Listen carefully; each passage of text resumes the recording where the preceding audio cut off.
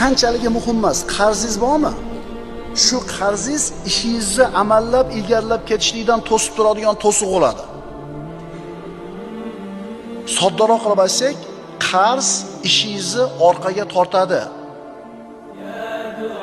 Qarz orqaga tortishligini hayotda odamlar ko'p kuzatgan. So'rab surishtirsangiz, ayrim odamlar o'sha ozmida ko'ppida qarzini uzganidan keyin ishi tezlaganligini, rivojlanganligini ko'rishgan. O'zi bor, berib qo'ya olasiz, bermaysizda. Turib tursin deysiz.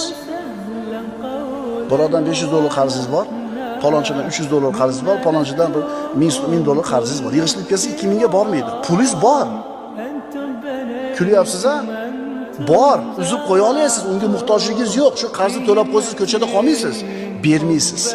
Bermayapsizmi? Ishingizni orqaga qolishini ko'rib